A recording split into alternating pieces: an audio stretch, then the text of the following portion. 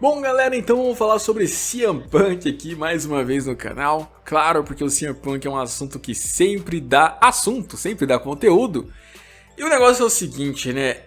Uma coisa que o pessoal pergunta muito pra mim é o que aconteceu com a minha relação com o CM Punk, né?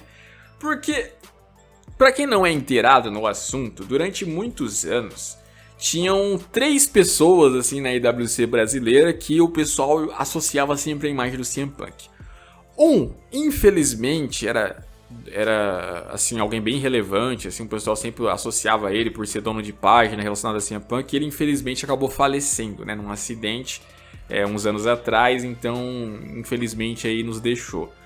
O outro envolve também página e site, mas que fique assim de lado, e a outra pessoa era eu. Porque no canal assim eu sempre aparecia pra fazer vídeos sobre o CM Punk, pra defender o CM Punk com unhas e dentes, e que o CM Punk é isso, o CM Punk é aquilo. Então era como que fosse um ídolo pra mim o CM Punk. E passado um tempo, depois que ele sai da WWE, mais recentemente eu não consigo ter uma imagem mais positiva do CM Punk. Eu já não consigo ser um cara que defende muito o CM Punk, deixando muitos fãs do CM Punk, muitas viúvas do CM Punk aí irritados com isso, né? Como se fosse uma traição, você traiu o movimento dos punkzettes e tal. E cara, eu gostaria de esclarecer aqui talvez por que eu já não enxergo o CM Punk da mesma maneira, né? Eu, quando olho pro CM Punk lá atrás, eu enxergo um cara super revolucionário, né? Um cara que ele não tinha medo de falar, um cara que ele batia de frente com a WWE. E assim, por gostar de heels e por não ser um apoiador do John Cena, né? Eu enxergava no CM Punk o símbolo do John Cena Sucks, né? Porque tinha as duas turmas, o Let's Go Cena, Cena Sucks. Pra mim, o superstar que representava ali o Cena Sucks era o CM Punk. Não era Randy Orton, não era Triple H, era o CM Punk. Era ele que batia de frente, ele conseguia ter essa moral toda. E durante muito tempo ele ficou sem perder pro John Cena. Ele ganhava do John Cena, seja limpo, seja roubando, né? Ele conseguia ter essa resistência, conseguia se manter como campeão mundial. Então, pra mim ele era resistência aos babyfaces, resistência ao C-Nation, né? Então, eu associava ele dessa maneira, as pipe bombs ali, de ele fazendo críticas da WWE, que a WWE é hipócrita, e que esse sistema aqui é falho, e que isso, e que aquilo. Então, nossa, pra um adolescente ver aquilo, meu Deus, esse cara é uma revolução. É o Anonymous, né? Hoje em dia, quem que é o ídolo da garotada durante muito tempo? Foi o Anonymous. Você colocava o Anonymous lá na foto de perfil no Facebook, e que, não, é isso aí, vamos mudar o mundo e tal, e era mais ou menos isso. Só que com o tempo você vai crescendo, e vai vendo que tem algumas coisas aí que não são bobagens, que são críticas por criticar, porque não faz sentido, sabe? Porque a WWE pensa só no dinheiro. Tá, e daí? Que empresa no mundo não pensa no dinheiro? Quem no mundo não pensa no dinheiro? Qual é o crime de você pensar no dinheiro, tá ligado? Você começa a crescer e vê que não faz muito sentido esse tipo de crítica, né? A questão de perseguir muito o John Cena. Ok, John Cena tem algumas falhas ali que a WWE fez com ele, de usar só ele, mas ao mesmo tempo ele vendia muito, então você valoriza quem vende, você valoriza quem traz retorno. O John Cena representava uma boa pessoa, ajudava muitas crianças, fazia diversas doações e faz até hoje. Então, perseguir o John Cena porque ele vence, eu não sei, talvez fosse um pouco exagerado da nossa parte, assim, né? É legal você torcer contra, mas quando passa um pouco disso, quando se torna um ódio mesmo ao cara em si, sei lá, eu acho que é um pouco exagerado, né? Eu vou fazer um vídeo sobre o John Cena específico em breve. Então eu começava a ver que, não sei. E também com o tempo você percebe que talvez o que o CM Punk criticava de fato na WWE, talvez não era algo que ele pensava genuinamente sobre a WWE. Por quê? Porque talvez fosse só realmente um personagem dele. Enquanto ele estivesse sendo beneficiado, enquanto ele estivesse recebendo o push, recebendo o título, ele continuava lá de boa, sabe? Ele faz esse tipo de crítica? Faz esse tipo de crítica, mas ele segue na empresa, segue ali trabalhando na WWE. Por quê? Porque ele ainda está sendo privilegiado, ele ainda está sendo campeão, ele ainda está vencendo. Mas e quando ele parar de vencer? Como que vai ser essa situação? E ele para de vencer com o tempo. Ele deixa lá o título mundial, ele não ganha do Undertaker na WrestleMania, e depois disso ele passa por um ano ali diferente dos últimos anos que ele vivia, onde a WWE começa a valorizar outros nomes e deixa o CM Punk um pouco mais de lado. Ele ia para uma WrestleMania enfrentar o Triple H. E ele mesmo fala que ele não tinha orgulho algum de enfrentar o Triple H. Aí eu te pergunto, é pra tudo isso mesmo? Será que o Triple H não tem realmente uma relevância, assim, de você enfrentá-lo numa WrestleMania? Cara, a gente tá falando do Triple H. Ok, em 2014 ele não era 14 vezes campeão mundial, mas ele era 13. 13 vezes campeão mundial.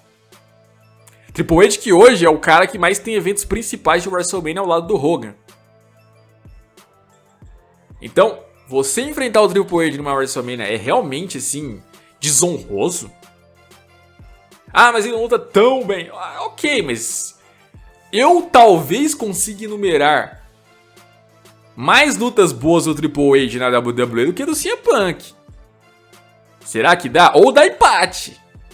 É que ele ficou mais tempo, ok. Mas ainda assim dá pra enumerar. Então, tratar o Triple H dessa maneira, por assuntos pessoais deles ali...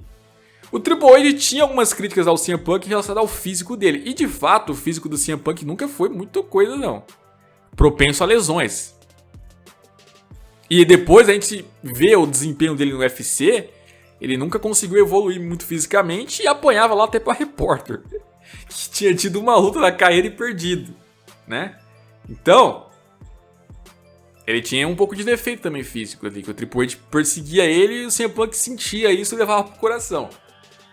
Ele fazia, não sei se é bem críticas, mas ele fazia algumas...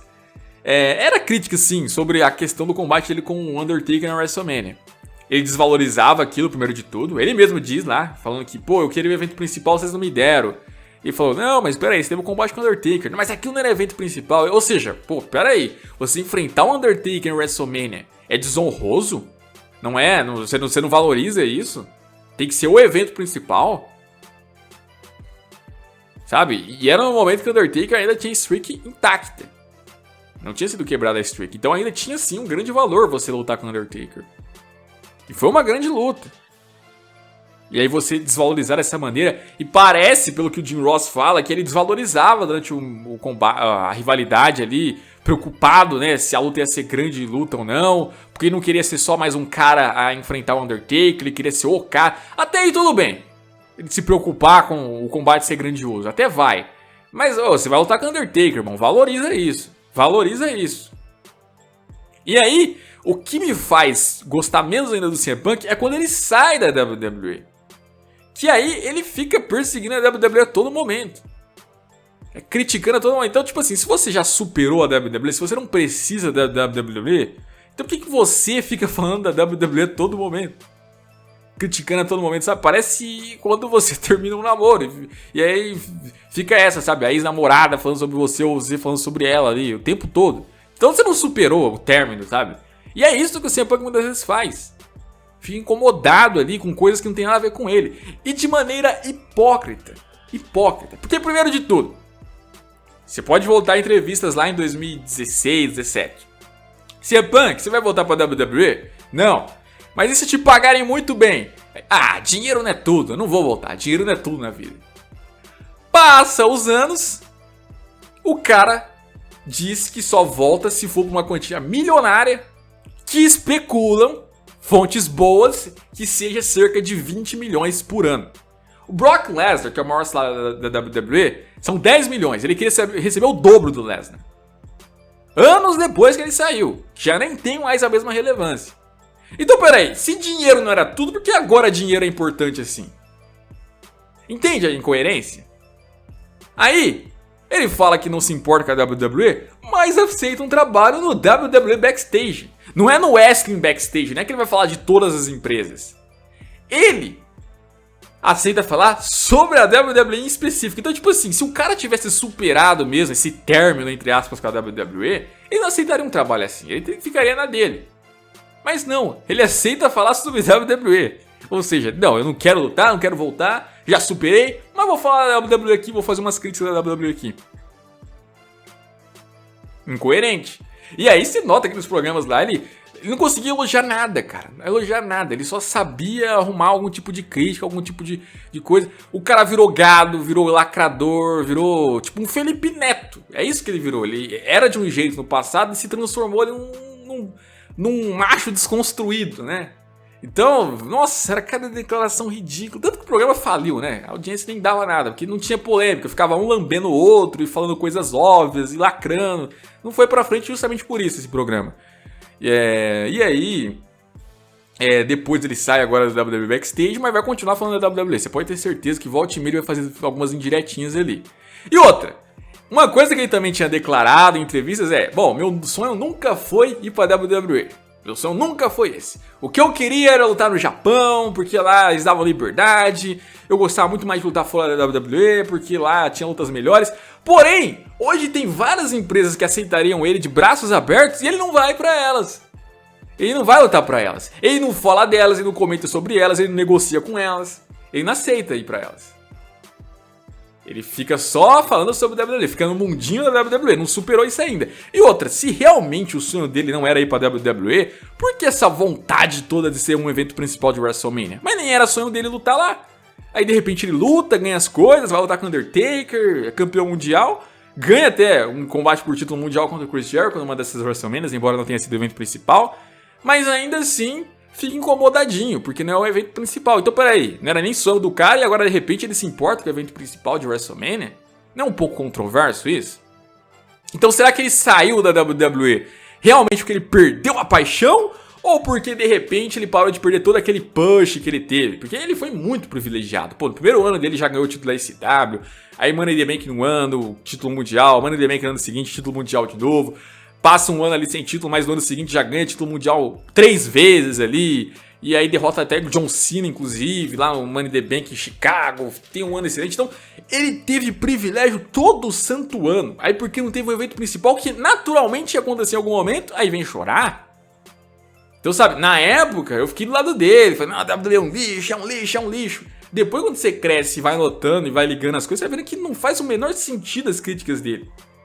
Ele vai se tornando cada vez mais uma pessoa, um personagem controverso, hipócrita pra caramba. Nos comentários dele do WWE Backstage, criticando lá o Jeff Hardy aceitar esse tipo de storyline, envolvendo lá a vida pessoal dele, com o alcoolismo, sendo que ele fez esse tipo de storyline com o Jeff Hardy em 2009. Esse mesmo tipo, e ele criticava o Jeff Hardy e foi longe de kayfabe. Eles brigaram até num backstage por causa disso. Aquilo que eles diziam naquela rivalidade era real. Ele realmente não gostava do Jeff Hardy. Anos depois, ele também teve uma storyline envolvendo alcoolismo com a irmã dele, o pai dele, contra o Chris Jericho. Ele expôs a vida dele lá, naquela storyline. E aí ele vem querer falar do Jeff Hardy aceitar isso. Ele fez isso 2 vezes. Tanto quando era com ele, como era contra o Jeff Hardy também.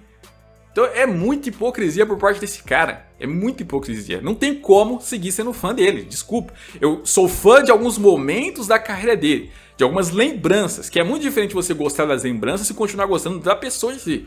Então as lembranças do CM Punk ali, de momentos que ele sendo campeão, fazendo promos excelentes, pra mim foi um dos deuses da Mixkill com certeza. Agora, não dá pra hoje em dia seguir acompanhando ele e concordando com tudo que ele disse. Pra mim, hoje, ele se tornou um cara fraco.